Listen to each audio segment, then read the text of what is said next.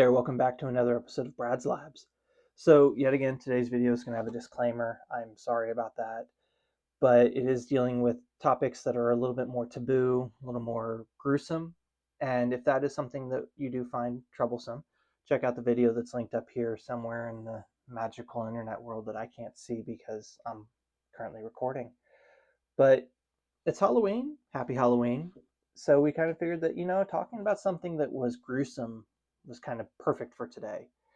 And I'm going to ask you a question before we do get started in on the video. The question is simply, when is it okay to eat human remains?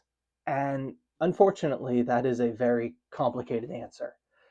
There's no real clean-cut, defined answer to it. So as an archaeologist, how can we tell if something has been defleshed by a human or if it's been defleshed by nature? And a microscope, it's not fancy. Microscopes been around for quite a while now, but they still have quite a big purpose in the scientific field. And I don't have a microscope to show you because, they're kind of expensive, and I do film all of this in a basement. But let's say that you're out in the field, you find a bone, and you go, I wonder if this might have been defleshed by, humans. So you're going to see with your eyes characteristics of a blade cut, that blade either being from flint or a metal of some sort. But that blade cut tends to be straight. It doesn't zigzag, it doesn't curve, it tends to just be straight. But what you're going to do is you're going to take that bone, you're going to submit it into a lab, and they're going to put it underneath the microscope. And when they put it under the microscope, they're looking for characteristics of a blade cut. And if you look at the edge of a knife, the edge of the knife isn't rounded or flat. It's a V shape. So they're going to look for the V shape. And if there's a sign of a V shape, then you have yourself a blade cut. But let's say that, the shape is more of a U. Well, then you don't have a blade cut. You've got something that was probably taken and done by nature, say a wolf's fang. So you've got these items now, and you go, okay, this here was done by human, this here was done by nature. What are other signs that you can take and see that might help you figure out that this was defleshed for specific purposes? So what are some of the other signs that we look for to see if a bone has been defleshed by a blade? Scraping. So your bone is connected to tendons, and those tendons are connected very well to the bone. So what we find is in areas that the tendon is connected, you'll find a cut mark and then scrapes. And that's because once you cut the tendon off, you still have a little bit of a residual tendon still on the bone. So you want to get all of that off, so you scrape it off. So when we put it under the microscope, we'll see scrape marks on it. And that's not something that you'll find in nature. In nature, like I said, you'll find those U shapes from like canine fangs or a bird, picking at the meat. But they don't go after the tendon because there's no real need for them to take and scrape the tendon off of the bone. So why would we choose to take and remove the flesh from a human body? Well, there's three reasons for it. The first one being ritualistic, that being of burials. The second one being that of warfare. And the third is you just really desperately need food. But we're going to take and focus on the burials first. So in Italy, there's a place called Scaloria Cave, and the cave, it's a Neolithic site that dates back to about 7,000 years ago. And what they found were human remains that were deposited alongside animal remains. But it's thought that the cave actually served as a second burial for the human remains. And this is shown by the signs of defleshing on the human bones. And remember a minute ago when I said that tendons are really connected to the bone? Well, the cut marks that were on these bones aren't very deep. So that implies that when they moved the skeletal remains to the new site, the body had already started to decompose and the tendons were not as well attached. So the cuts are very shallow. But why did they put the bones into the cave? This is up for debate still. One idea is that the idea of the stalactites and stalagmites made them think of bones, place the bones there.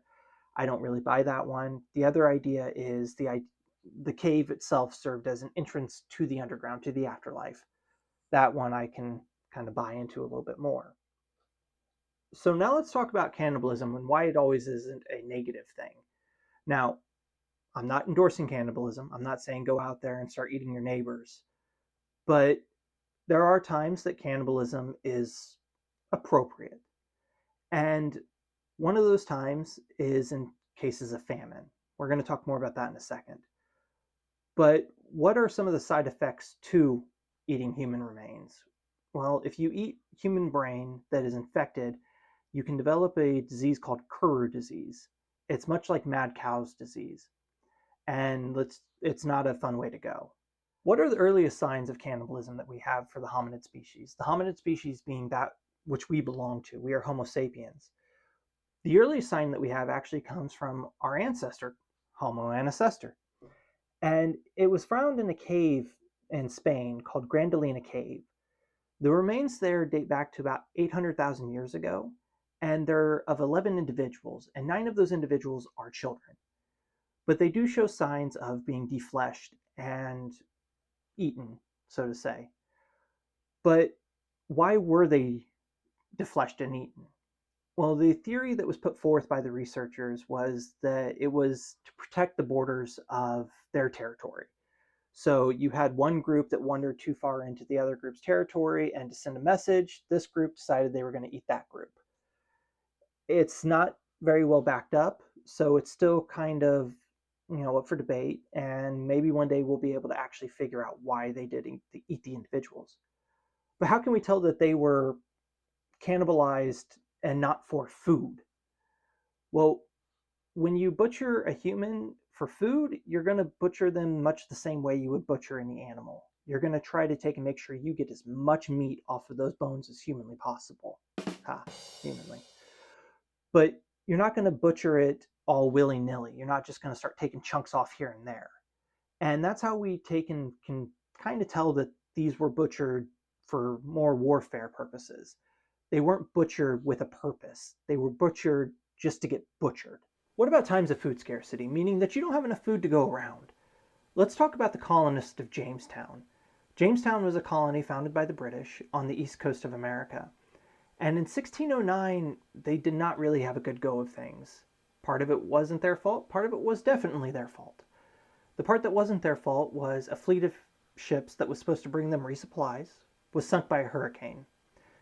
The part that was definitely their fault was a long list of decisions that they made with the local population, the Powhatan, and a list of decisions that led to the Powhatans quite rightfully deciding that they didn't want them there anymore and putting the fort under siege.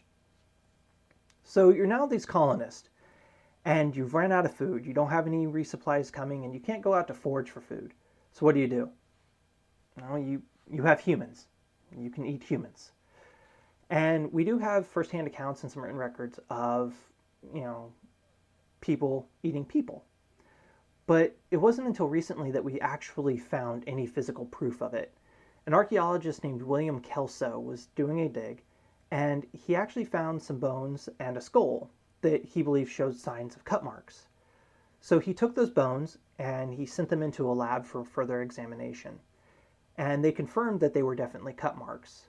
So what they found was that the bones belonged to what they believe was about a 14-year-old girl that they've named Jane. And Jane had cut marks on the front of her skull and on the back of the skull.